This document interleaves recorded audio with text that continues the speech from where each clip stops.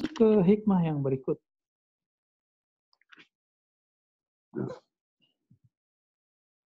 Bismillahirrahmanirrahim. Wa bila qala la nihayata limadhammika in arja'aka ilaik.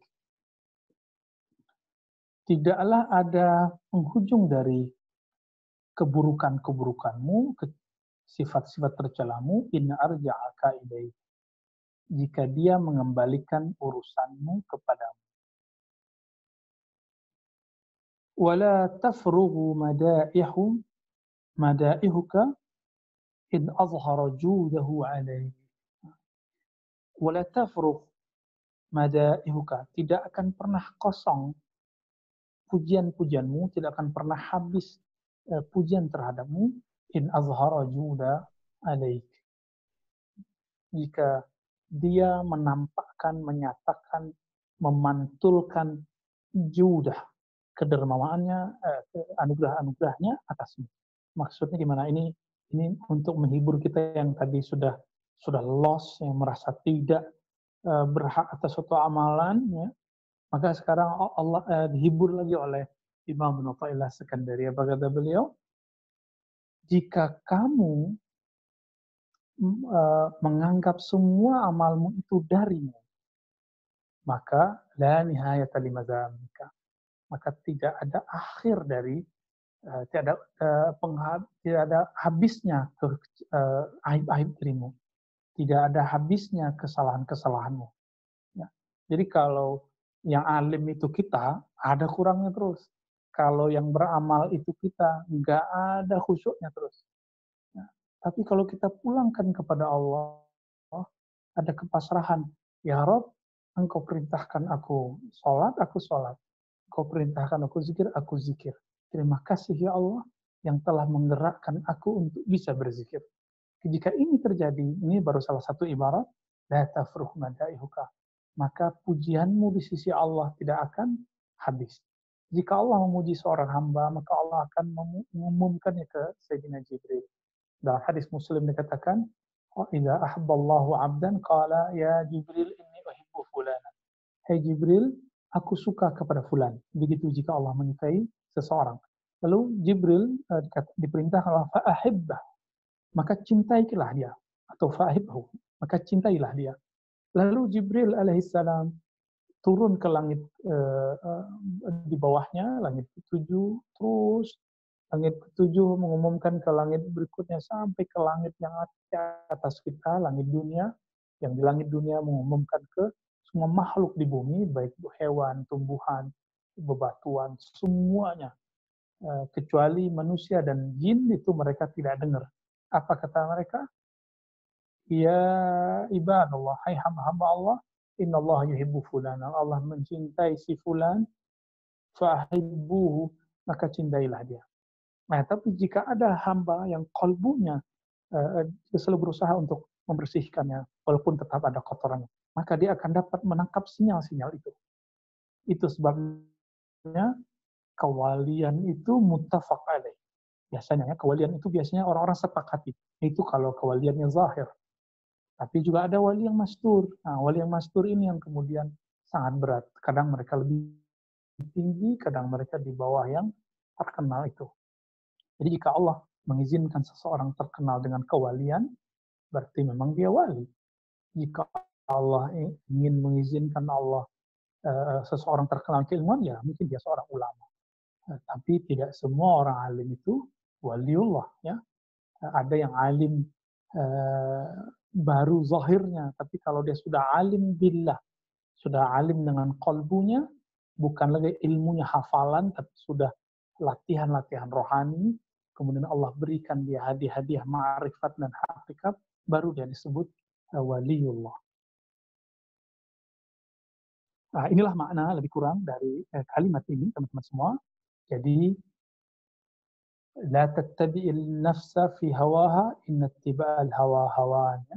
Oleh karena itu, jangan ikuti gejolak bisikan-bisikan diri kita dalam beramal, ya, karena mengikuti semua itu tidak lebih daripada hawan atau kehinaan.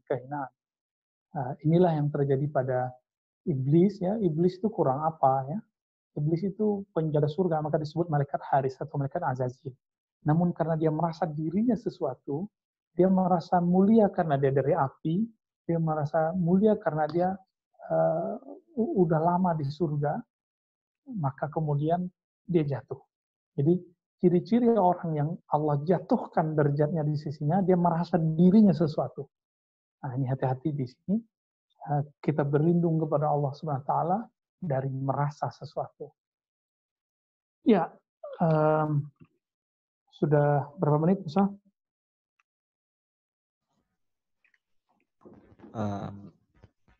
Masih baru jam 6.15, Bu. Baru 16. baru Oke, 45 kita menit. lanjut ya. Baik. Baik. Kun bi awsafi rububiyyatihi muta'alliqan wa bi awsafi ubudiyyatika mutahaqqiqan. Ya. Apa kata Imam Ta'ilah menjelaskan makna ya ayuhan nasu ubudu rabbakum. Innal ladzina qalu rabbuna Allah tsumma istaqamu. Untuk menjelaskan makna ini, makna ayat-ayat ini, maka beliau tulislah kalimat yang sangat dahsyat ini.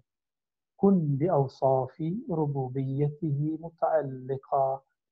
Kun, hendaklah kamu menjadi orang yang bi awsafi rububiyyatihi, terhadap sifat-sifat rububiyahnya, muta'alliqan. Kamu bergantung kepadanya. Sahabat-sahabat mengatakan Allah, saya pernah menjelaskan beda uluhiyah rububiyah antara Syekh Ibnu Taimiyah dengan ajaran ilmu qalbu atau tasawuf. Tasawuf nufus adalah kalau rububiyah Ibnu Taimiyah mengatakan itu akidah musyrik dan munafik dan mukmin. Jadi aneh-anehnya bagi Ibnu Taimiyah orang musyrik itu bertauhid. Bahkan filosof-filosof yang tidak kenal Allah itu bertauhid, nama tauhidnya rububiyah. Sedangkan mukmin dia berubiyah plus uluhiyah. Dia sebenarnya ingin mengatakan orang-orang musyrik ini tahu menyembah Allah, tapi menyembah selain Allah untuk bisa kepada Allah. Jadi menyekutukan. Lalu dia samakanlah menyembah berhala ini dengan tawasul. Nah, inilah kekeliruan besar dari Syekh Ibnu Taimiyah, dan ini yang kemudian mohon maaf ya, ini kesalahan ini diwarisi sampai saat ini, sehingga kawan-kawan kita yang mengaku ikut Ibnu Taimiyah terjebak kepada menuduh sufi-sufi menyembah syekh-syekh sufi, menuduh murid-murid mereka menyembah kubur, ya, kuburiyun. Padahal itu tidak sama. Masa orang-orang bersyahadat disamakan dengan orang-orang yang menyembah berhala, Latta dan Uzza, itu berbeda. Ya, sangat berbeda. Bukti bahwa Ibnu Taimiyah itu keliru di zamannya, beliau kemudian karena fatwanya itu masuk penjara, keluar penjara, masuk penjara, keluar penjara. Dan 4 mazhab semuanya sepakat kesalahan itu. Kecuali murid-muridnya, ya, Ibnu Katsir, Ibnu Az-Zahabi, Ibnu Abdul Hadi. Itu cuma beberapa ya. Selebihnya kemudian memfatwakan bahwa Anda keliru. Termasuk Ibnu Athaillah Sakandari mengatakan, ente keliru wahai Ibnu Taimiyah. Di waktu Ibnu Taimiyah di penjara di Mesir, waktu masih sangat muda ya, sangat muda sekali Ibnu Taimiyah, dan ditegur oleh Ibnu Athaillah. Itu sebabnya teman-teman, kalau pengikut Ibnu Taimiyah menulis biografi Ibnu Athaillah itu tidak bagus. Selalu nulisnya orang Ibnu Athaillah ini jahat sekali kepada Ibnu Taimiyah, ya. Syadid al-adawah, misalnya gitu ya. Sangat keras dalam menentang atau bermusuhan dengan Ibnu Athaillah. Ya, siapa yang ngajak musuhan? Justru Ibnu Taimiyah lah yang menyerang duluan. Seperti yang terjadi hari ini. Ya, terjadi hari ini apa? Sufi-sufi, orang-orang tarekat, orang-orang surau, pesantren itu nggak ada nyerang-nyerang Wahabi, nggak ada nyerang-nyerang Salafi, karena orang pesantren, orang surau, orang tarekat ini dianggap bid'ah, dianggap sesat, kita balas. Ketika kita balas, dianggaplah kita cari masalah. Ya begitulah mereka. Nah, saya tidak mau berpanjang karena masalah ini bikin panas kepala kemana-mana. Ilmu kalam itu membuat kepala panas, ya. Dalam ilmu rohani, istilah rububiyah tidak akan bikin kepala panas, tapi malah justru bikin rohani kita lebih plong. Jika teori rububiyah dalam konsep akidah ilmu kalam itu bikin pikiran kita bergejolak, sedangkan dalam ilmu rohani bikin rohani kita lebih tenang, pikiran kita plong. Apa kata beliau? Rububiyah, sifat-sifat rububiyah itu, jadikanlah ini tempat bergantungmu. Apa itu sifat rububiyah? Allah itu jika ingin berinteraksi dengan makhluk, maka hubungan interaksi ini disebut dengan ta'alluqur rububiyah. Hubungan rububiyah. Rububiyah dari kata Rabb, Rabbul Alamin, Rabbuna, Rabbana, Atina. Kata Rabb ini artinya yang maha mengurus hambanya, yang menciptakan hambanya, yang tidak pernah luput satu detik, bahkan setengah detik pun Allah tidak pernah lupa mengurus hambanya. Nah, dengan sifat-sifat kemahaannya itu, dalam mengurus kita semua, maka bergantunglah. Sahabat-sahabat Allah ini, cerita COVID ini kan betul-betul menakutkan ya. Tidak akan pernah berakhir. Terus gimana dong nggak pernah berakhir? Memang kita ditakdirkan ya, inilah dunia. Jangan bergantung kepada pemerintah, jangan bergantung kepada ulama, jangan bergantung kepada ustadz, doanya kiai, tapi bergantunglah kepada rububiyahnya Allah SWT. Maka jika orang bergantung kepada Allah, lengganya luar biasa, muncul lagi ketenangan jiwanya. Jadi, ilustrasinya, apabila anak ayam itu lari dari induknya, dia akan ketakutan.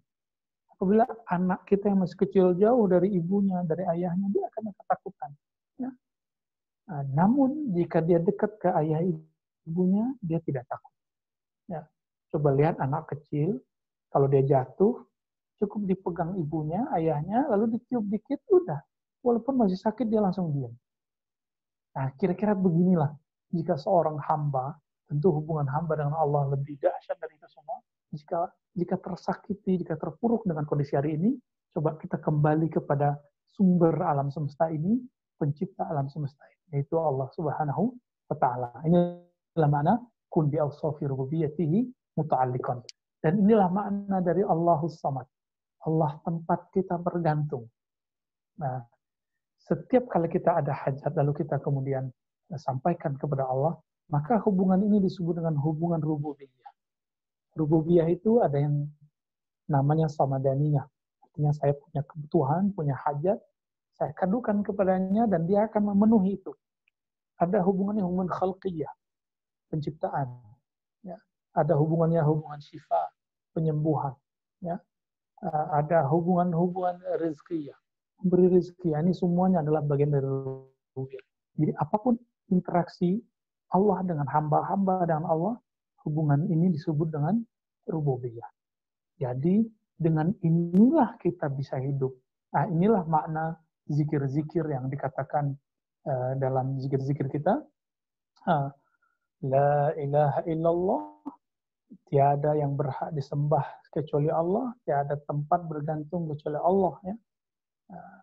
Kemudian kenapa, saya pernah sebutkan ini sebelumnya, kenapa ketika awal sholat kita memulai dengan Alhamdulillahi Rabbil Alamin. Kenapa enggak ayat yang lain? Karena di kalimat Alhamdulillahi ada Rabb.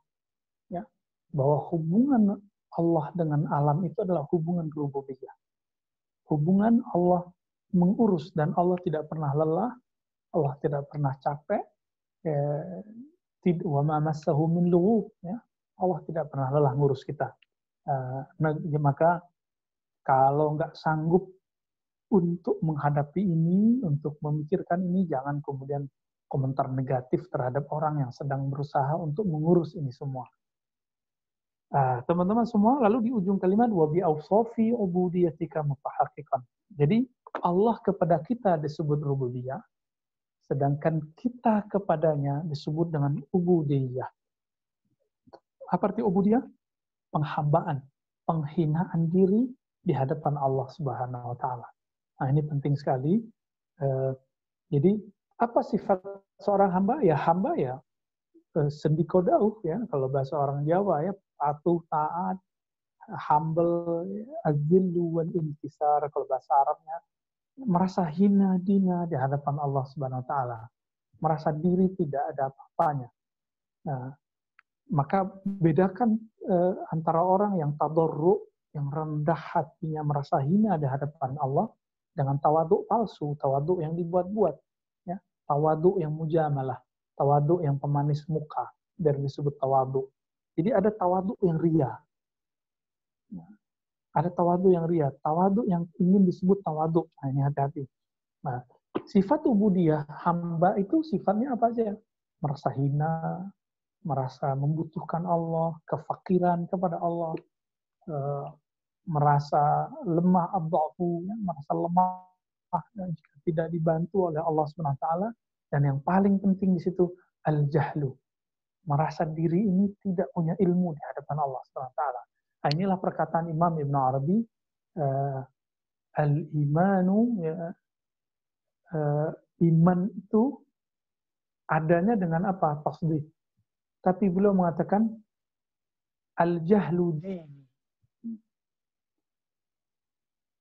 Kejahilan, tidak mengenal, tidak merasa berilmu di hadapan Allah, itu adalah agamaku. Begitu kata beliau dalam kitab Futuhat Makkiyah, ya. Kitab yang pernah ditahzir oleh beberapa orang, tapi setelah kita baca, ya orangnya mungkin loncat-loncat bacanya atau membaca dari orang lain, artinya dia taklid kepada hasil bacaan orang lain, lalu menyalahkan satu kitabnya. Nah, maka sahabat-sahabat dimakan Allah, sifat inilah yang kemudian muncul dikandung dalam Al-Fatihah. Dimulai dari Bismillahirrahmanirrahim, Alhamdulillahirrahmanirrahim. Dibuka Maliki Yaumiddin, Iyyaka na'budu wa iyyaka nasta'in. Maka Iyyaka na'budu wa iyyaka nasta'in ini boleh disebut adalah, jadi setelah Allah menyebutkan rububiyahnya dari awal Bismillah sampai Maliki Yaumiddin, ini rububiyah. Iyyaka na'budu wa iyyaka nasta'in, ini ubudiyah. Hanya kepadamu ya Allah aku menghambakan diri, hanya kepadamu ya Allah aku meminta pertolongan. Sampai ke belakang, sampai ke akhir ayat ke-7, itu adalah ubudiyah. Jadi teman-teman semua, ayat-ayat Al-Quran, khususnya surah Al-Fatihah, diringkas maknanya oleh Imam Muttailah dengan dua kalimat ini. Jadi hendaklah kamu bergantung kepada Rahman, Rahim, Rabbul Alamin, Malik Yaumiddin.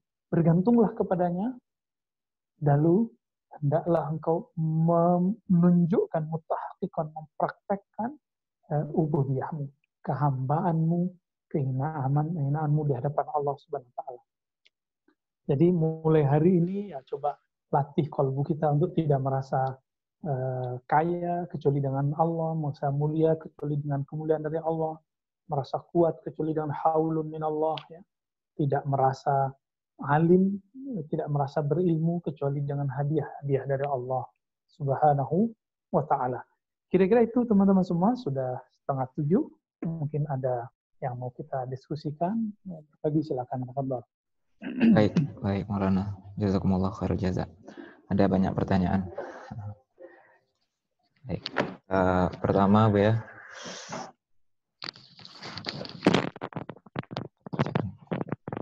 Ya. Sebentar, Maulana. Ya. Pertama, pertanyaan. Mohon penjelasan Buya mengenai tasawuf dan akidahnya Ibnu Sina. Ya, Ibnu Sina. Ibnu Sina, dia basicnya adalah Syiah Ismailiyah.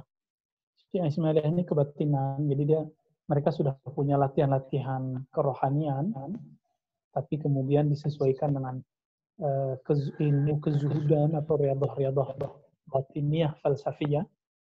Maka tasawuf Ibnu Sina tidak sampai kepada tasawuf yang dimaksud oleh ulama-ulama ahli qalbu, ya.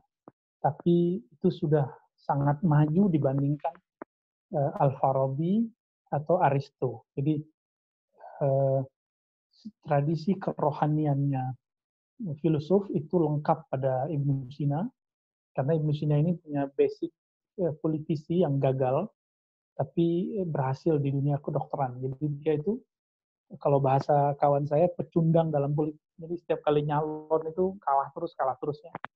Ya, kalau di Indonesia mirip salah satu pimpinan partai lah, ya.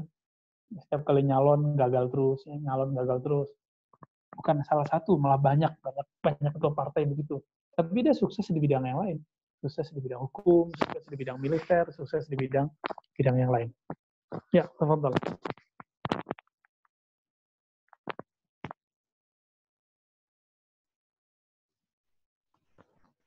Baik, Maulana. Agak loading sedikit. Pertanyaan berikutnya, Bu ya. Mohon amalan karena kita dipanggil oleh orang-orang dengan panggilan-panggilan tertentu, dengan gelaran-gelaran tertentu, dan apa yang harus kita lakukan terhadap pemanggilan tersebut. Ya, ya. Nabi SAW mengajarkan kalau kita dipuji, maka katakan ya, Allah menja'alni khairan mimma yazunnun. Itu bahasa Arabnya. Kalau bahasa Indonesianya lebih gampang. Ya, dalam hati kita katakan, ya Allah, ya, jadikan aku lebih baik daripada yang mereka kira. Satu kali Imam Abu Hanifah diceritakan oleh orang-orang di kota Kufah sebagai ahli ibadah yang tidak pernah tidur di malam hari. Beliau padahal cuma bangun sepertiga malam terakhir. Tapi semenjak mendengar itu, karena khawatir nanti merasa senang dipuji terhadap hal yang dia tidak pernah lakukan, maka beliau meminta kepada Allah, ya Allah bantu aku untuk bisa qiyamul lail sepenuh malam, supaya aku tidak merasa dipuji dengan hal yang tidak aku lakukan. Semenjak saat itulah beliau, kalau sholat subuh itu dengan wudhu sholat isya. Walaupun beliau tajdid ya, amalannya sahabat kami, Dr. Falah, Ustaz Falah, itu walaupun masih wudhu itu diulang wudhunya terus ya, seujadid gitu katanya ya. Oke. Jadi ini yang harus dilakukan. Katakan dalam hati, aku ya Allah, aku tahu dengan aib diriku. Seandainya orang tahu aib diriku, tentu mereka tidak akan memujiku. Teman-teman semua, kalau bukanlah tutupan dari sifat-sifat Allah itu, pakaian-pakaian sifat Allah tadi, tentulah semua orang akan tidak akan ada yang memuji kita, tidak ada yang like kita, tidak ada yang senang kita. Jadi ilmu yang sekarang antum punya itu hanya sifat Allah yang Allah pinjamkan. Jika dia mau, dia ambil lagi. Ibadah yang kita pakai itu adalah kuwah dan haul. Ya. La haula wala quwata illa billah. Semuanya kalau Allah mau, Allah ambil lagi. Itu sebabnya ada orang yang rajin ibadah, kok tiba-tiba nggak rajin ibadah lagi. Pernahkah lihat ada orang alim di akhir hayatnya dia lupa dengan semua ilmunya. Bahkan kemudian melakukan hal-hal yang tidak pantas. Aibnya itu terjadi dulu di zaman Syekh Mukhtar di Payakumbuh. Itu ada seorang syekh, dia tamatan luar negeri di zaman itu, ya, lalu menghujat para ahli zikir. Padahal mereka sudah buat perjanjian, jika kamu kalah debat, maka kamu tidak ganggu kami lagi. Ternyata dia masih membicarakan keburukan ahli-ahli zikir, surau-surau tarikat, ulama-ulama syekh-syekh para Naqsyabandiyah di sana. Apa yang terjadi? Beberapa bulan sebelum beliau wafat, orang ini, apa yang terjadi? Ya mohon maaf, dia telanjang lari kemana-mana, masuk pasar, keluar pasar, jalan lari-lari depan rumahnya, nggak pakai baju, nggak pakai celana. Ya. Jadi Allah buka aibnya. Ini yang dimaksud dalam hadis man adali waliyan faqad adantuhu bil haqq. Siapa yang menyakiti kekasih-kekasihku, ahli zikirku, maka aku akan memerangi dia kembali. Allah cabut ilmunya. Jadi jangan bangga dulu kita punya ilmu, bisa baca kitab, dapat gelar syekh, dapat gelar-gelar tertentu dari guru kita, itu gelar dari makhluk. Ya, lanjut. Baik, Bu ya. Pertanyaan berikutnya, Bu ya. Mohon dijelaskan tentang istilah celupan Allah dan bagaimana tahapan untuk mendapatkannya. Sibghatullah ya. Wa man ahsanu kata sibghah itu kalau secara harfiah kan celupan. Tapi kalau kita terjemahkan itu yang disebut dengan fana wal baqa, al-fana wal baqa. Itu adalah kalimat yang tadi yang ada di hikam tadi, kalimat terakhir yang kita baca. Ya, nolkan dirimu, nolkan egomu, habiskan semua sifat-sifat angkuhmu, maka Allah akan mencelupkan sifatnya ke dalam diri kita. Jadi kita nanti diambil oleh Allah, akan dicelupkan ke dalam sifat-sifatnya. Tergantung seberapa persen kita menghambakan diri, sebanyak itulah celupannya. Dan yang paling sempurna adalah Nabi Muhammad SAW. Beliau menghambakan dirinya total, sehingga Allah gelari beliau dengan abdun. Subhanalladzi asra bi abdihi laila. Maka Allah sebutlah Nabi Muhammad itu abdun, hamba. Karena totalitas dari Sayyidina Muhammad SAW itu, maka Allah celupkan beliau dengan celupan yang sempurna. Allah habiskan sifat manusiawinya, sehingga muncullah sifat kehambaannya, kewaliannya, sifat-sifat Allah Subhanahu wa taala. Inilah yang disebut oleh Maulana Imam Abdul Karim Al-Jili, bahwa Nabi Muhammad itulah yang mampu memantulkan semua pancaran asma dan sifat-sifat Allah Subhanahu wa taala. Nah, wajar kemudian di Quran dikatakan wa innaka la'ala khuluqin azim. Azim itu nama Allah. Azamah itu sifat Allah. Dan Allah hanya beri itu kepada beberapa. Kepada Arash, yang Rabbul Arshil Azim. Dan kemudian kepada Nabi Muhammad SAW disebut azim. Dan beberapa yang lainnya. Artinya, azimnya Nabi itu sudah hilang sisi manusiawinya. Yang ada adalah sisi penghambaan totalnya kepada Allah. Maka ini turun kepada imam-imam kita ya. Ada seseorang datang ke Imam Abdul Hasan Syazili lalu mengatakan anta waliyun min auliyaillah, anta khalifatullah, anta khalifatuz zaman. Kamu wali hebat, khalifah. Apa jawaban beliau? Ana Abdullah, ana Abdullah, ana Abdullah. Akunya hambanya. Nah, kira-kira seperti itu. Jadi sibatullah lebih tepatnya adalah bab fana, memfanakan sifat, mentotalkan kehambaan kepada Allah Subhanahu wa taala, maka Allah akan ganti dengan sifat-sifatnya. Jadi ini tidak bisa dibuat-buat, ini anugerah dari Allah Subhanahu wa taala. Baik, Maulana. Pertanyaan berikutnya, Maulana. Assalamualaikum Buya, saya di luar Ramadan hampir tidak pernah salat tahajud. Padahal saya sangat ingin untuk melakukan salat tahajud supaya digolongkan sebagai orang ahlu tahajud. Saya sebelum tidur selalu berdoa agar bangun di setiap sholat saya, agar dibangunkan oleh Allah Subhanahu wa taala. Tapi saya seringnya bangun pas sudah azan subuh.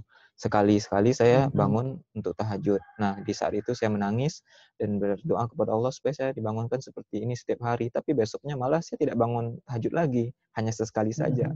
Tapi alhamdulillah Ramadan ini saya bisa bangun untuk tahajud walaupun tidak setiap hari. Ini sumbernya dari saya sendiri, dan apa gangguan syaitan atau gimana Bu ya? Mohon penjelasannya Bu ya. Allah ingin lagi kasih tahu bahwa kalaupun kamu bangun tahajud, itu aku yang membangunkan. Bukankah kita baca doa bangun tidur, alhamdulillazi ahyana. Terima kasih ya Allah yang mengembalikan hidupku. Gitu. Jadi tidur itu bagian dari kematian. Akhul maut malah ya, saudara kematian. Jika Allah Subhanahu wa taala ingin membangunkan kita, Allah bangunkan. Mulai Ramadan ini, nanti setelah ini coba wiridkan dulu witir sebelum tidur. Biasanya kalau sudah lewat 40 hari witir sebelum tidur, Allah berilah hadiah nanti bisa bangun di akhir malam. Mungkin setengah jam dulu, 15 menit dulu sebelum subuh itu udah cukup. Nanti mungkin 10 hari ke depannya atau 40 hari ke depannya udah jadi habit. Biasanya orang jadi habit itu 40 hari. Maka khalwat-khalwat, suluk-suluk itu memang idealnya 40 hari. Tapi jika tidak, ya Allah bisa merubah seseorang meskipun hanya semalam. Seperti yang terjadi nanti pada Imam Mahdi. Imam Mahdi itu kan dikatakan dalam hadis, aslahullahu fi lailah. Allah islah dia dalam satu malam. Nah, maka sekarang kita kalau ketemu nggak akan percaya kalau ada Imam Mahdi misalnya. Mungkin dia di bagian mana sifatnya kayak orang biasa. Nah, begitu juga kita, hamba-hamba Allah Subhanahu wa taala, jika Allah berkehendak itu bisa saja. Jadi sekarang amalkan dulu thariqahnya Siddiqiyah Abu Bakar As-Siddiq, sholat witir sebelum tidur. Insya Allah nanti Allah akan bantu untuk bangun di akhir malam. Insya Allah. Baik Bu ya. Pertanyaan berikutnya Bu ya, mohon dijelaskan siapa yang disebut sebagai waliullah. Ala inna awliya Allah la khaufun alaihim wa lahum yahzanun. Allazina amanu wa kanu yattaqun. Begitu ya di surat Yunus ya. Ketahuilah bahwasanya wali Allah itu orang yang kalbunya tidak ada kegalauan, tidak ada hazan, tidak ada kesedihan. Galau-galau yang sifatnya berlebihan, ya, seperti masalah hari ini, masalah COVID ini, takut enggak atau takut kepada Allah yang mengizinkan COVID ini bergerak. Kemudian hazan itu terhadap yang terjadi atau yang berlalu kita ada rasa sedih. Ini hazan, ya, rasa sedih. Nah, lalu dikatakan di situ mereka lah orang-orang yang benar-benar beriman dan mereka takut kepada Allah Subhanahu wa taala. Jadi orang-orang yang disebut wali Allah itu, wali secara harfiah adalah orang yang dalam perlindungan Allah. Orang yang berlindung kepada Allah itu artinya apa? Dia telah menolkan dirinya, merasa dirinya tidak pantas segala-galanya, hanya Allah lah yang pantas. Maka dia berlindung kepada Allah. Kita kalau berlindung kepada orang, karena kita merasa diri kita nggak sanggup melindungi diri sendiri. Nah, para wali-wali Allah inilah makna dari iman dan takwa tadi. Iman dan takwa itu, teman-teman, tidak semudah perkataan khotib Jumat, at-taqwa imtisalul awamir wa ijtinabun nawahi. Itu belum cukup, ya. Al-Habib yang sahibur ratib, ya, beliau mengatakan kalimat ini ada tambahan, ya, yaitu menjaga kalbu. Jadi menjaga, mengamalkan perintahnya, menjauhi larangannya, dan menjaga kalbu dari sifat-sifat yang tidak terpuji. Nah, kalau dalam surat Fussilat atau surat Al-Ahqaf, ya, innal ladzina qalu rabbuna Allah tsumma istaqamu fala khaufun 'alaihim wa la hum yahzanun. Jadi kalimatnya sama. Orang-orang yang disebut wali itu ciri-cirinya, indikasinya tidak ada khauf dan hazan, takut dan hazan. Lalu apa amalan mereka? Amalan mereka adalah mereka berkata, Rabbunallah, Rabb kami. Nah, ini yang disebut dia bergantung kepada rububiyahnya Allah. Sumastaqamu. Lalu mereka istiqomah dengan penghambaannya. Jadi perkataan Natelah tadi itu juga bisa diterapkan ke ayat ini. Innal ladzina qalu rabbunallah, bergantung kepada sifat rububiyah Allah, sifat kehebatan Allah, penciptaan Allah, sedangkan sumastaqamu, istiqomah dalam penghambaan total kepada Allah Subhanahu wa taala. Jadi nggak usah cari-cari kasyaf, ya, nggak usah cari-cari. Bukan itu yang disebut wali. Wali itu yang sudah melewati itu semua. Jadi dia sudah melewati semua itu dan sampai kepada maqam al-abd, maqam kehambaan yang dia istiqomahkan. Ya, fadhal. Baik, Bu, ya. Menyambung pertanyaan tadi, Bu, ya. Pertanyaan masuk lagi. Bagaimana membedakan sikap guru kita dari sisi humanisme dan kewaliannya? Ya, ya. Ya, untuk membedakannya ya mudah. Kalau dia berbicara tapi getarannya sampai ke kolbu, pembicaraannya itu kemudian terlihat bukan dialah sebenarnya. Kalau sisi manusiawinya sepertinya tidak mungkin berbicara begitu, maka kita, oh, ini dia lagi memakai baju kemursidannya. Tapi jika dia ya sebagai manusia, mungkin dia pernah bercanda, tertawa, emosional, seloroh gitu, ya. Jika itu terjadi, orang-orang kan memikirkan syekh itu harus kemana-mana harus pakai tongkat, itu misalnya, pakai jubah kemana-mana, pakai sarung kemana-mana, atau pakai kopiah kemana. Kita enggak kan, ya. Kecuali kalau kita memang sudah di zaman kenabian atau zaman kemahdian, mungkin nanti kita akan pakai sorban semua. Ya. Tapi kalau sekarang, ya kita menggunakan syiar-syiar itu, simbol-simbol itu di event-event tertentu aja. Jangan kemudian kita bilang, oh, si Anu nggak pakai kopiah, berarti dia nggak mursyid. Si Anu nggak pakai kopiah, berarti dia nggak wali. Nggak ada kaitannya. Kalau seandainya kopiah seperti ini itu wali, ya tinggal berarti saya yang paling banyak kopiahnya, lebih banyak walinya daripada teman-teman semua. Ya. Jadi gimana membedakannya? eh, cukup tasdik saja. Ini guruku, dia punya sisi manusiawi, tapi dia juga punya sisi nur keilahian di kalbunya. Nah, itu yang kita butuhkan. Jadi jangan pernah memaksumkan guru. Guru nggak maksum. Siapa yang mengatakan gurunya tidak pernah berdosa, ini orang lebih parah dari kelompok Syiah. Ya. Karena Syiah hanya mengatakan itu kepada ahlu bait, imam-imam ahlu bait, keturunan Rasulullah. Ini mursyid kita belum tentu zuriat Rasulullah. Masa dikatakan maksum? Tidak mungkin ya. Kalaupun salah dan itu sisi manusiawi, kita bisa ajak dia berbicara. Ini disebut an-nushu. Jadi nasihat itu bukan menggurui. Nasihat itu adalah obrolan tulus. Maka an-nasihah yakni khulusun niyah fil qalb. Ketika orang tulus niatnya dalam kalbunya untuk menyampaikan sesuatu, itu disebut nasihat. Ya, lanjut. Baik, Maulana. Ini pertanyaan, bagaimana kita untuk menyikapi keadaan di mana seorang istri ingin meningkatkan ibadah ruhaniyahnya, sedangkan pasangan atau suaminya kurang memberikan dukungan dalam hal ini? Oh, nggak usah khawatir ya. Ibadahnya istri itu adalah ketika berkhidmah kepada pasangan.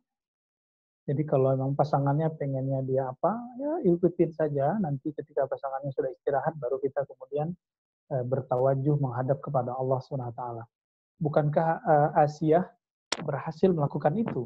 Sehingga diabadikan dalam Al-Quran, disebutkan, digandengkan namanya dengan Maryam. Padahal suaminya Fir'aun, melarang dia untuk menyembah Allah Subhanahu Wa Taala. Tapi dia tetap, kenapa? Karena dia menerima takdirnya, ridha kepada takdirnya, lalu dia jalani khidmahnya sebagai seorang pasangan, seorang istri. Jadi jangan dianggap mengabdi ke suami itu tidak ibadah. Ya, ngurusin anak itu ibadah juga. Tinggal ketulusannya ini yang perlu diperbaiki ya, mindsetnya harus diperbaiki di situ.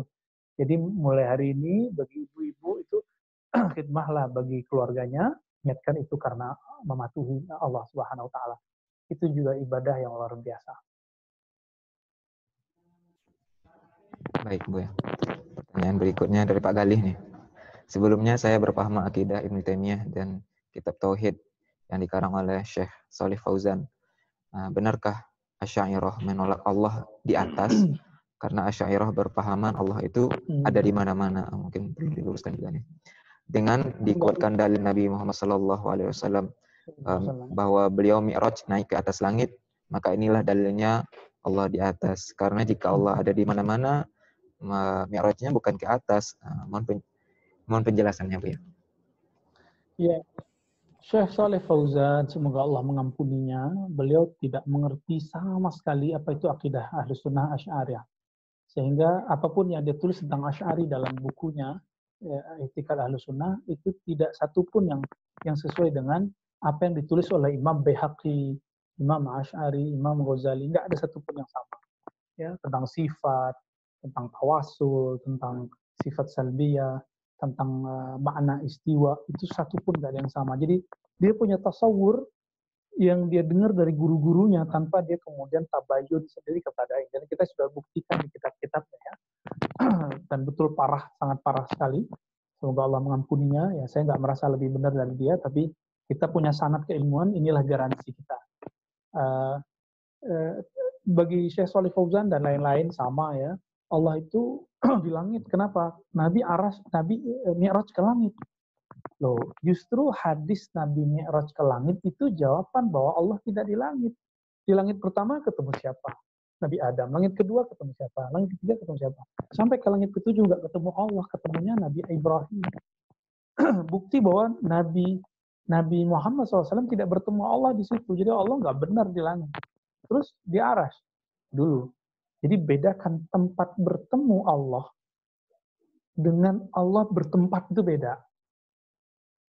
Saya bisa bertemu Allah di Ka'bah, bisa bertemu Allah di atas sajadah, bisa bertemu Allah dalam tahajud, bisa bertemu Allah dalam sakit, bisa bertemu Allah dalam dapat rezeki, bisa bertemu Allah dalam kesabaran, bisa bertemu Allah, itu bisa bertemu. Bertemu apa? Sifatnya, asma'nya, kehebatannya.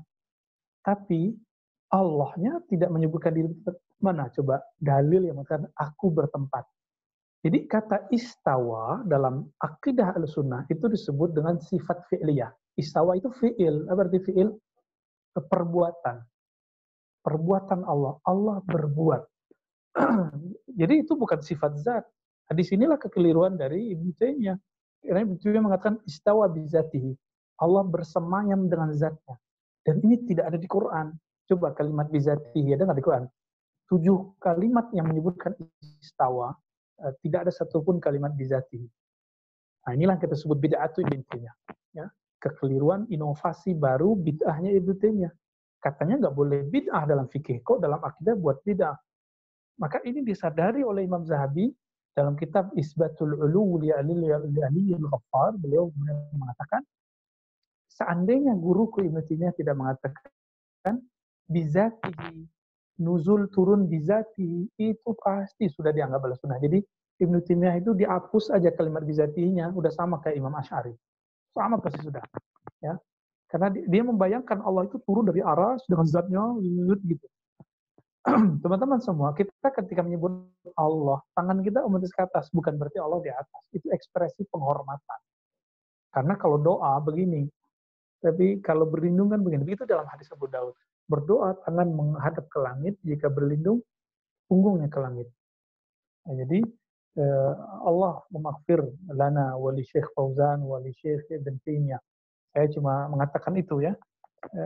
Kasihan sekali orang-orang yang meyakini Allah bertempat. Itu mau sampai kapan? Allah nggak pernah ngomong bertempat, kalau Allah cuma ngomong istawa.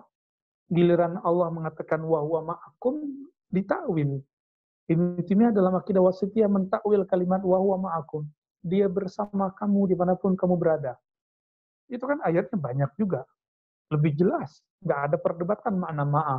Kalau istawa, maknanya ada 15. Ibnu Taimiyah tahu itu. Dan dia sebut dalam kitab Darut Ta'arud. Sedangkan ma'a jelas maknanya kebersamaan. Tapi Ibnu Taimiyah mengatakan ma'iyatul ilm, kebersamaan ilmu. Nah, ini takwil. Ya, takwil juga. Maka guru kami Syekh Hasan itu bilang, ya dia menakwil juga kok gitu. Ya. Maka beliau mengatakan kan beliau orang-orang ini seumuran ya. Beda-beda dikit kita. Kata Syekh Hasan itu, sungguh pertanyaan paling aneh dalam tradisi keilmuanku semenjak aku kecil adalah ketika orang bertanya apakah Asy'ari, Asy'ariyah, Ahlussunnah atau tidak. Apakah Asy'ari mengingkari Allah istawa? Asy'ari mengingkari Allah bertempat, tapi tidak mengingkari Allah istawa ala. Ingat, Asy'ari mengingkari Allah berpindah-pindah, tapi Asy'ari tidak mengingkari lafaz nuzul, yanzilu rabbuna. Sebagaimana tidak mengingkari lafaz wa huwa ma'akum. Jadi, Imam Asy'ari dan Asy'ariyah hanya mengingkari penafsiran mujassimah, penafsiran kelompok-kelompok yang menyerupakan Allah dengan makhluk dan benda, bukan ayatnya. Ini bedanya dengan Mu'tazilah yang menolak sifat istiwa sebagai sifat Allah dan mengatakan itu wah majazi aja. Ini beda dengan konsep majazinya para Imam Bakhilani ya, pengikut-pengikut Asy'ari.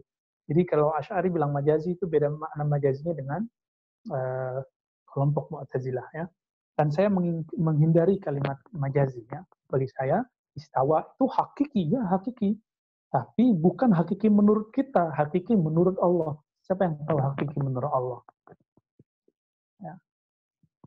Siapa yang tahu hakiki menurut Allah? Dunia ini aja kita belum keliling semua dan kita nggak tahu. Maka sampai sekarang belum ada kata sepakat dunia ini flat atau bulat. Kita nggak tahu. Cuma ada teori yang sudah kita dengar dari kecil. Nah, teman-teman semua, jadi terutama Pak Galih, alhamdulillah selamat ya sudah mencoba untuk move on dari akidah yang terjebak kepada tajsim, lalu beranjak kepada akidah Ahlussunnah yang lebih tepat. Kita nggak bilang paling benar, tapi insya Allah lebih tepat. Garansinya adalah sanad, silsilah, dan kita sudah buat daurah-daurah ya, akidah Tahawi, daurah akidah Ghazali di Bandung, itu buat daurah akidah Ghazali dengan teman-temannya Pak Dwi, Pak Tatang, ya, kelompok ngaji di mana ya. Semoga nanti begitu juga teman-teman yang lain. Nanti kita buat lagi daurah-daurah yang lain. Semoga kondisi ini tambah membaik sehingga kita bisa kembali hidup new normal lagi ya, insya Allah. Baik Buya. Waktu tersisa 5 menit lagi, ada 3 pertanyaan, 2 pertanyaan fikih, 1 pertanyaan kolbu, dan 1 lagi permintaan. Kita mulai dari permintaan dulu Bu ya. Permintaannya mudah-mudahan setelah Ramadan kajian online ini tetap ada, supaya Masya kami Allah. yang jauh-jauh masih bisa terus belajar dan menyempurnakan dalam tanda kutip pertaubatan dari Wahabi. Masya Allah. Move on, nggak tobat. Move on dari Wahabi. Ya. Kita nggak bilang tobat kok. Orang-orang yang Wahabi Salafi itu juga sebenarnya ingin benar, seperti saya dulu pernah mengalami itu. Maka saya tidak pernah benci mereka, karena semenjak dapat hadis irhamu man fil ardi yarhamukum man fis sama. Sayangin yang di bumi, maka makhluk malaikat di langit akan menyayangimu. Maka saya nggak pernah lagi membenci mereka. Insya Allah nanti kita akan teruskan untuk daurah Ahlus Sunnah, nanti kita akan buat, kalau seandainya kondisi masih seperti ini, nanti kita buat daurah online, dan insya Allah next sepekan atau 10 hari nanti kita umumkan, kita kasih tahu Buya Musa nanti dan teman-teman terlibat. Kita buat ya kajian, nanti kita lihat apakah 3 kali seminggu atau 2 kali seminggu, insya Allah ya. Nanti silakan diatur Buya Musa, dan kembali nanti kita ya refresh lagi, kita kembaliin lagi tema-temanya insya Allah. Baik, jadi usulannya diterima, nanti kita buat insya Allah. Terus untuk daurah ya, nanti daurah buat tematik, ada kitab-kitab, mungkin daurah Tahawi sudah pernah ya. Nanti kita buat daurah akidah Ahlus Sunnah dengan kitab apa, nanti saya juga akan kasih tahu lengkap dengan sanad-sanadnya, kita akan berikan supaya jadi garansi, yakin bahwa oh ternyata kita emang akidahnya sama dengan akidah Nabi Shallallahu Alaihi Wasallam. Ya kira-kira begitu. Baik, ya. Waktunya udah mepet nih, tinggal 3 menit lagi. Buya, bagaimana kita bisa sampai pada keadaan mahabbah kepada Allah? Dibacanya semua, dibacanya semua aja. Ya, bagaimana kita bisa sampai kepada mahabbah kepada Allah kalau dengan meyakini bahwa kalau dia bergerak karena Allah, kalau dia diam karena Allah, dari Allah untuk Allah dan kembali kepada Allah. Kemudian pertanyaan berikutnya, pertanyaan fikih, hukum seorang istri menyemir rambut atas permintaan suami, tapi semirnya dengan warna hitam. Sebab kalau warnanya warna-warni kelihatan aneh. Kemudian Buya izin bertanya, bolehkah mengaminkan doa dari seorang non-muslim? Misalkan seorang dokter mengatakan kepada dokter non-muslim mengatakan kepada kita, semoga lekas sembuh, dan doa-doa lain sebagainya dari non-muslim. Terima kasih. Ya, mencapai mahabbah dengan kalimat-kalimat tadi, ya itu mungkin salah satu kalimat yang diwariskan para ulama kita, salah satunya Imam Hasan Syadzili, Imam Imam Ahmad bin Idris, ya, Al-Idrisi, dan imam-imam lain itu mereka mempunyai kalimat-kalimat seperti itu ya. Bersama Allah, kepada Allah, dengan Allah, ilallah, dan semuanya ya. Ma'allah, ilallah, billah, ilallah. Macam-macam lah ungkapan itu.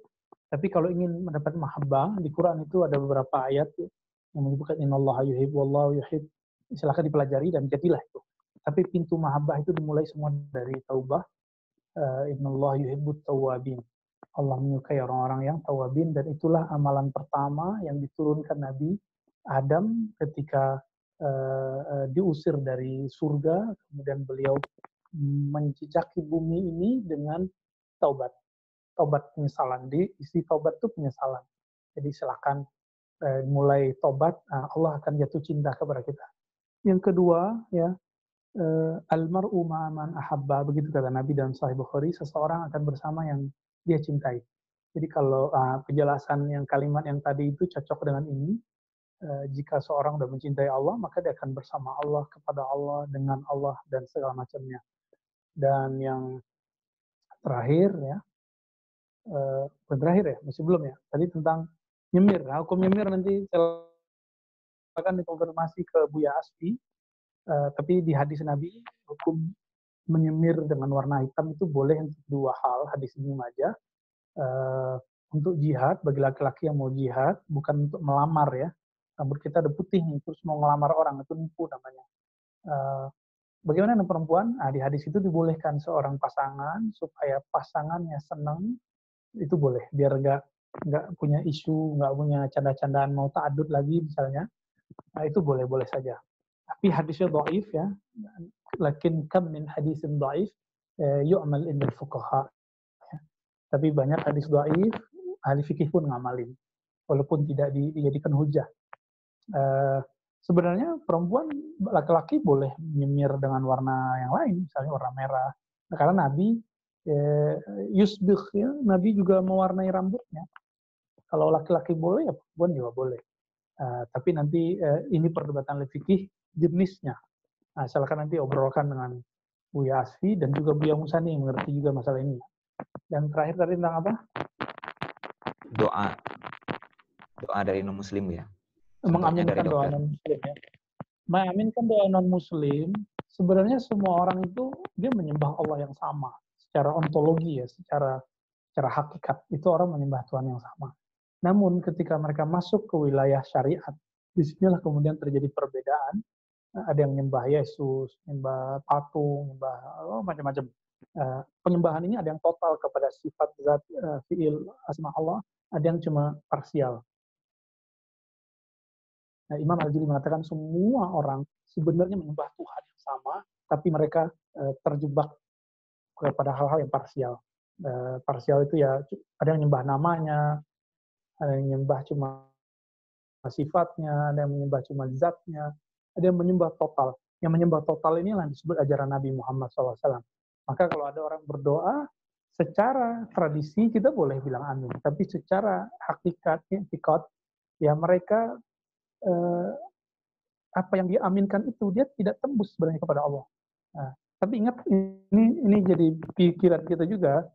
Kenapa ada hadis Nabi Allah akan menjawab doa 3 kelompok dan nomor 3-nya adalah al-mazlum, doa orang yang kafir, doa orang yang dizalimi wa in kana kafiran. Doa al-mazlum wa in kana kafir, doa orang yang zalim, yang dizalimi meskipun dia kafir. Apa maknanya?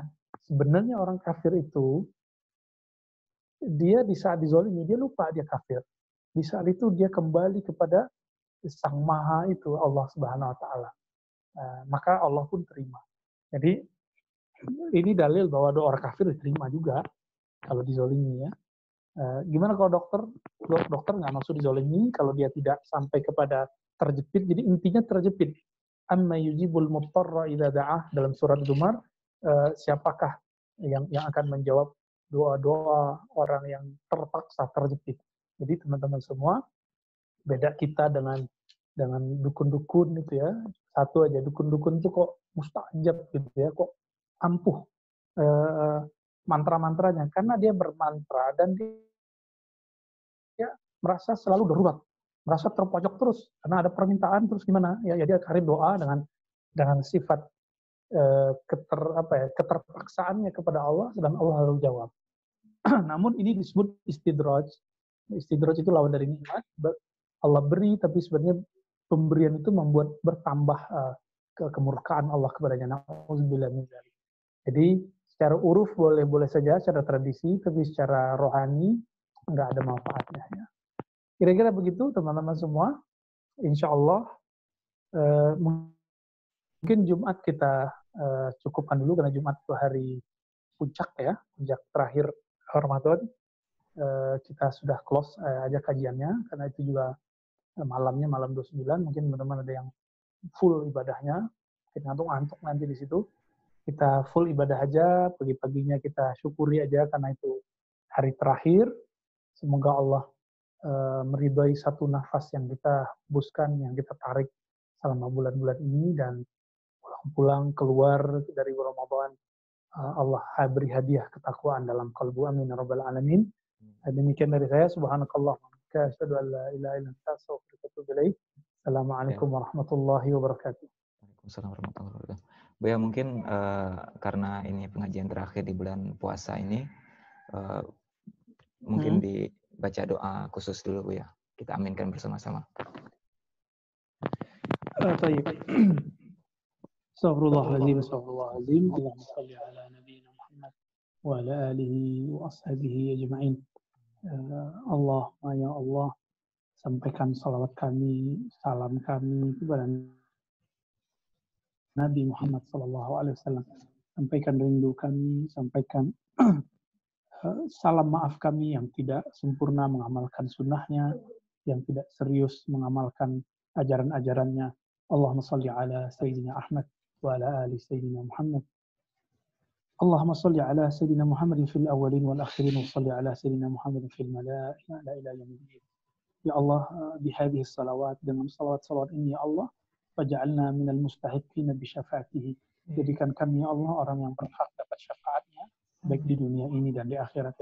Farzuqna ya Rabbana ya Qadir ya man idza syaa'a waqa ya man idza syaa'a kana. Nas'aluka ya Rabb an turiyana wajhahu fi hadzal dar wa tilkad dar. Ya Allah, bantu kami, beri anugerah kami untuk mampu memandangnya baik di dunia ini maupun nanti di akhirat kelak bersamanya. Rabbana atina fid dunya hasanah wa fil akhirati hasanah wa qina adzabannar waghfirna wa liwalidina wa limasyayikhina wa lisairil muslimin. Ya Allah, ampuni kami, ampuni dosa guru-guru kami, ampuni dosa kawan-kawan kami yang ikut, yang hadir dalam kajian-kajian ini. Bantu kami memperbaiki hati kami ya Allah, bantu kami untuk menjadi hamba-Mu yang istiqomah ya Allah, bantu kami untuk tetap menjaga ketawaduan-Mu kepadamu dan kepada hamba-hamba-Mu ya Allah. Allahumma inna ala dzikrika wa syukrika wa husni ibadatik. Bantu kami untuk berzikir ya Allah, bersyukur dan bagus beramal ya Allah.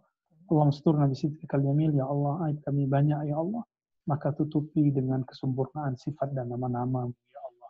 Allahumma ja'alna mimman yuhibbak wa yuhibbu man yuhibbuk waj'al lana amalati yuballighuna ila hubbik. Ya Allah, sampaikan kepada kami kepada cinta-Mu, jadikan kami dicintai oleh makhluk yang mencintai-Mu, dan anugerahkan kami amalan yang mampu istiqomah untuk mencintai-Mu. Amin rabbal alamin. Wassallallahu ala nabiyina Muhammad walhamdulillah. Al-Fatihah. Bismillahirrahmanirrahim. Alhamdulillahirabbil Iyyaka na'budu wa iyyaka nasta'in. Amin.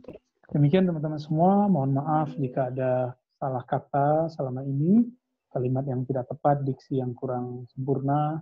Yang kesempurnaan hanya milik Allah, kemaksuman hanya milik Rasulullah sallallahu alaihi wasallam. Assalamualaikum warahmatullahi wabarakatuh. Waalaikumsalam warahmatullahi wabarakatuh. Jazakumullah khairul jaza Maulana. Terima kasih banyak Buya. Dan asatidz, teman-teman semua, mohon maaf saya tidak bisa menyimpulkan setiap kajian. Memang saya tidak simpulkan, karena kalau saya simpulkan malah semakin tidak jelas. Maksudnya dari tadinya jelas jadi tidak jelas nanti. Saya harap teman-teman semua dapat menyimpulkan sendiri. Mudah-mudahan setiap kajian yang kita ikuti ini diberkahi oleh Allah Subhanahu wa taala, bermanfaat. Amin ya rabbal alamin. Saya sebagai host semenjak mulai kajian sampai sekarang, mohon maaf atas setiap kesalahan, kekurangan, kelalaian, dan terima kasih banyak. Wassalamualaikum warahmatullahi wabarakatuh. Dimaafin Bang. Assalamualaikum warahmatullahi wabarakatuh. Subhanallah wa bihamdihi asyhadu an la ilaha Ya, syukron. Buya, syukran Syekh Musa. Allahumma shalli ala sayyidina Muhammad. Admin. Allahumma sholli alaihi wa barik.